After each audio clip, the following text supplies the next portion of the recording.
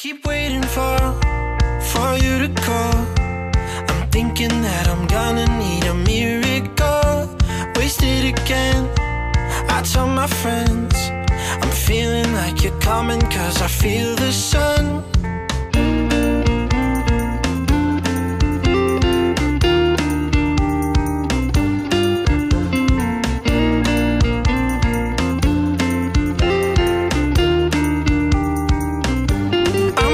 For the special touch you give, I'm needing it more than I ever did. I don't wanna be a sacrificing love. Before you I will.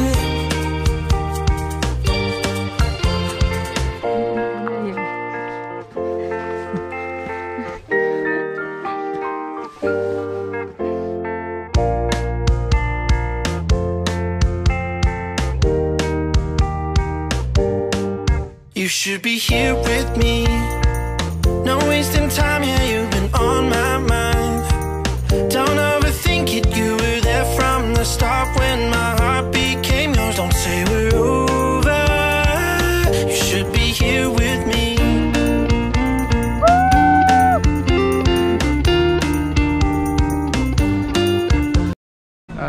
First time naming magta-travel ng aking asawa.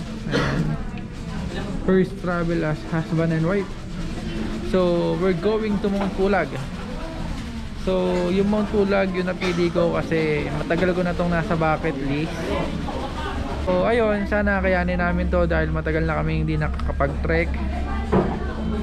Kasi dati dito lang kami sa Bulacan sa tinatawag na DRT. So ngayon sana kayanin namin to, pero yung napili lang naman namin rail is pang beginner lang sa Ambangeg.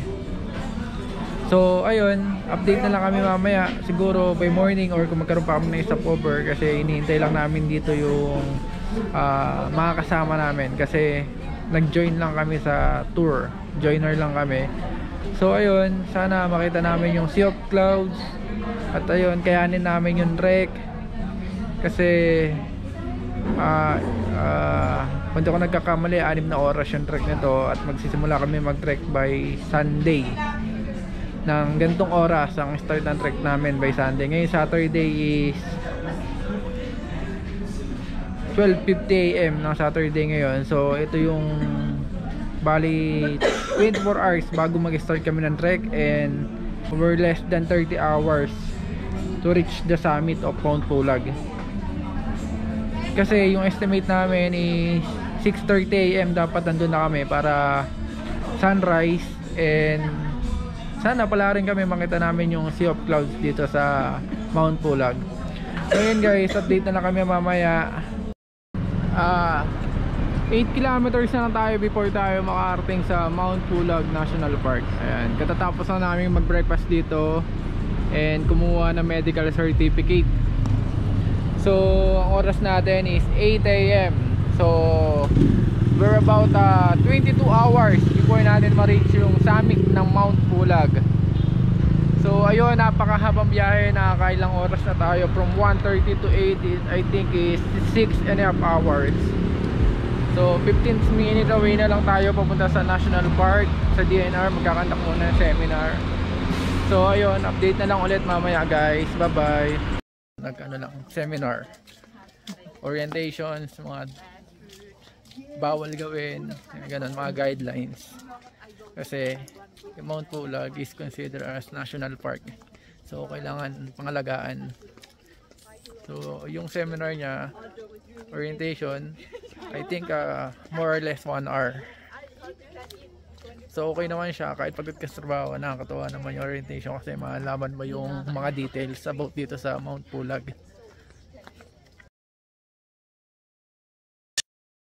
So yun nga guys, andito na kami sa aming homestay.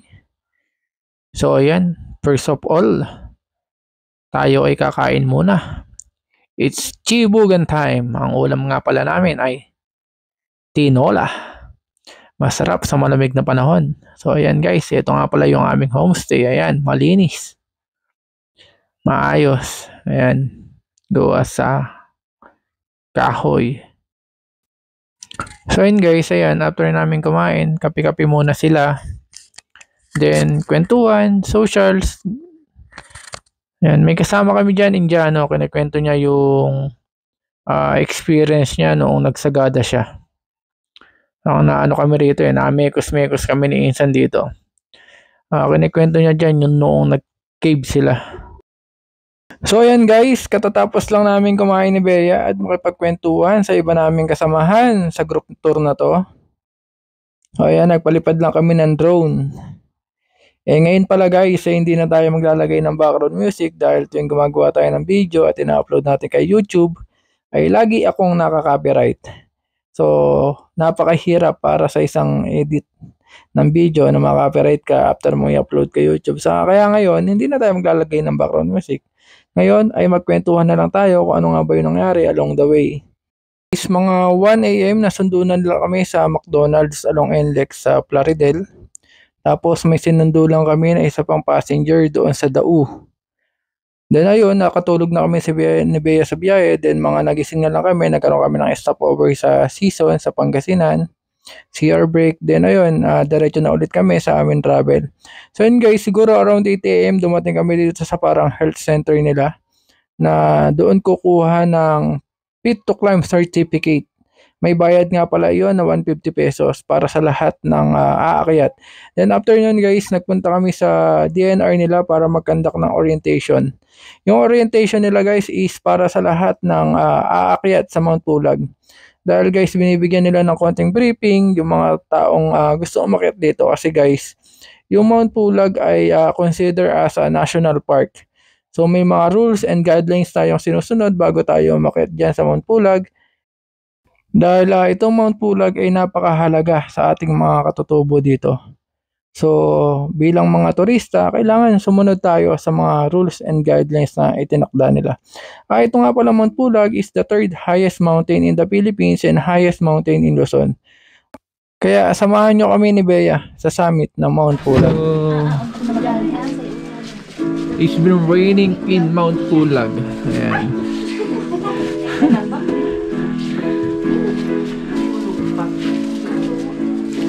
So ayun, sana bukas hindi ganyan yung weather para makapag-trek kami na maayos, hindi umuulan. Ayun, nakapal ng pag niyang oras natin is 4:30. Super lamig na niya guys.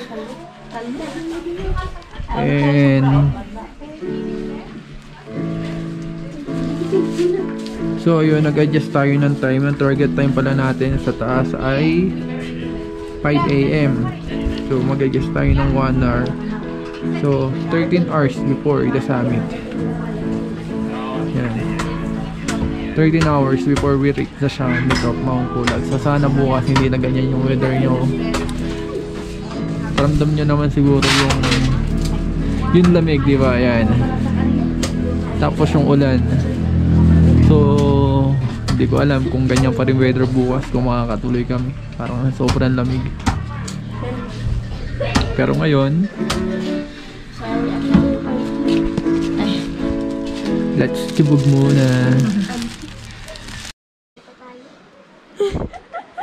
Dito lang, dito lang. So ngayon guys, we're getting ready na for our midnight trek. Naayos na namin yung headlamp namin. Kakatapos lang din namin maligo. So in a minute siguro we're going to eat na sa aming dinner, then lights off, then yun nga 12 midnight trek na. So ito yung headlamp namin. Wala, ayaw pang gumana. Nako, pale yung isa. So ayan, see, ayun lang guys.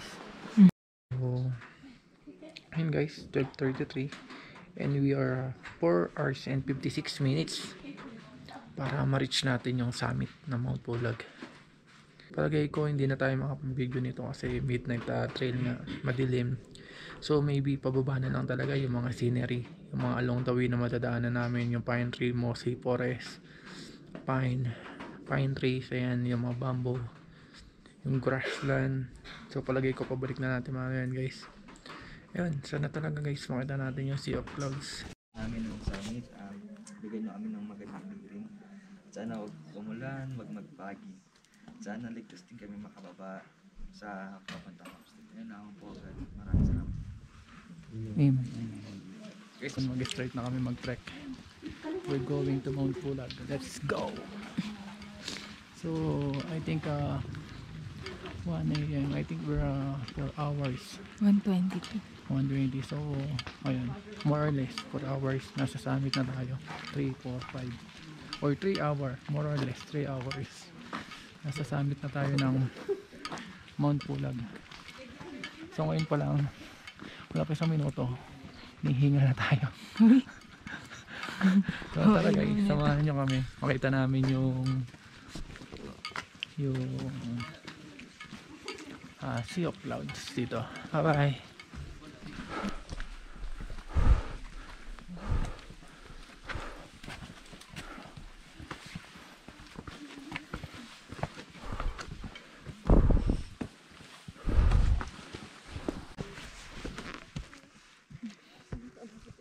Ayan guys, malapit na kami sa summit pero sobrang nakakapagod.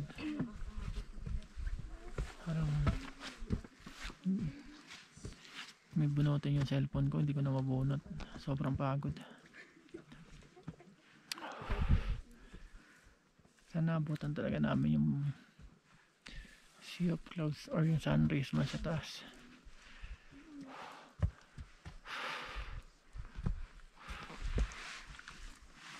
Si Bea.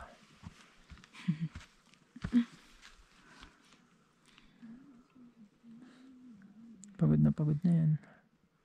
Layo na nila.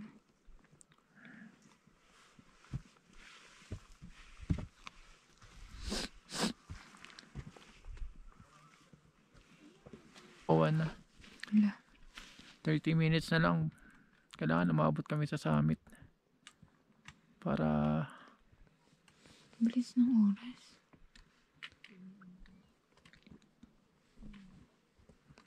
hindi namin nabutan yun sa Sea of Clouds.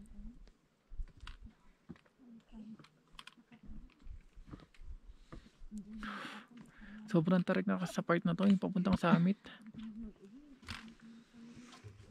So ayun guys, pipilitin namin umabot sa summit. Makita namin yung Sea of Clouds sa yung sunrise sa taas. Pero 5 na. Kailangan na nating i-push to dir. Last push na dir. Kasi summit na yan eh. 30 minutes na walang pahinga, kakayanin mo. Ha? I-push na natin para umabot tayo sa summit dir. So ayan guys, we're about to hit the summit of Mount Pulag. Pero huminto muna kami rito para mapanood yung napakagandang sunrise. Ayan o. Sea of Clouds, mountains, sky, grassland. Ayan. So wonderful, napakagandang creation ng Panginoon. Sobrang nakakawala siya ng pagod, worth it. So we are in the 3rd highest mountain in the Philippines na matatagpuan dito sa Luzon, sa Benguet. Ayan.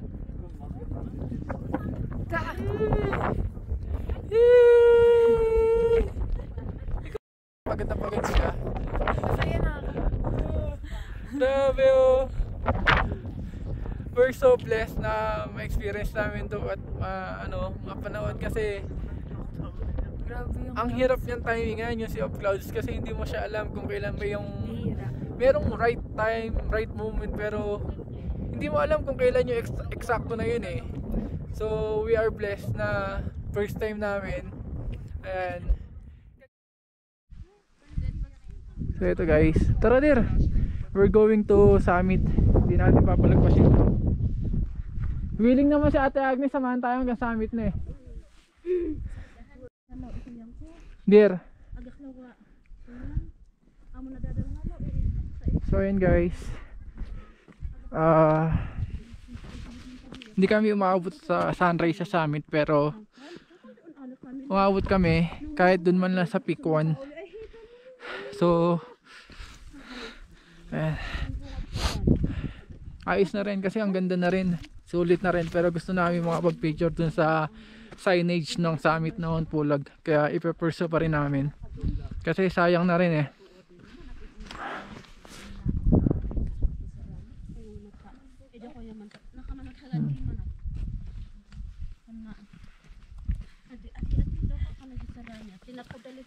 So since 1 AM, 1:30 I think or 1:10 nag-start na kami mag-trek. So ngayon siguro around 6 AM. So most likely nasa 6 na oras na kami nagte-trek. Grabe guys, yung view dito.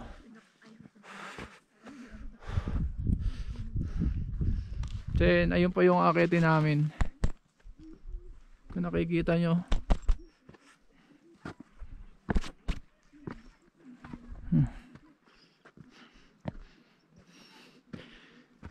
So sabi ko dun sa tour guide, willing na kaming bumaba. Pero sabi niya sayang naman daw, eh willing naman pala siyang samahan pa rin kami. So ayan.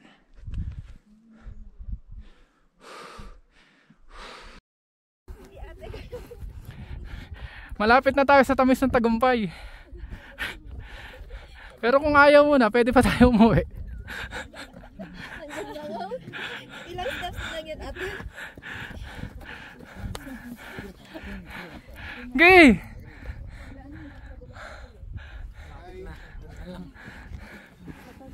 Tara na, gapangin mo na. Sige, gamapang ka na. Bibidyoan na lang kita. Sige. Sige, gamapang ka. Trending na naman ako nito. Sige. Hindi naman ipopost yan eh. Hindi ko naman ipapost to eh. Sige na, Dir, gapangin mo na. Sige. Sige. I know. And guys, we're above 2,000 I think 900 meters above sea level. Ayan oh. Ito yung cause of delay eh.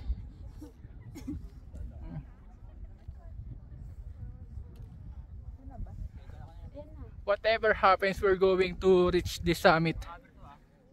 Kakayanin, ayan. As in super duper konting-konti na lang. Oh.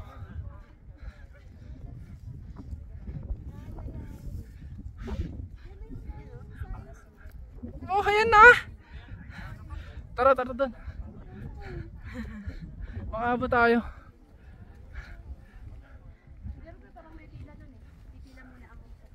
Sige. Sige ma'am, ako na yung bag. And guys, yes, finally we reached the summit of Mount Pulag. Ayan. Ebidensya na. 2,926 meters above sea level. Ayan. What a beautiful view. Sea of clouds. Ayan. Diba, napakaganda. Yes! Bucket list, check! Oh, third highest mountain in the Philippines. Yeah. Survive. And highest mountain in Luzon. Survive! Whew! Bawal sumigaw. And guys, so sea of clouds and sea of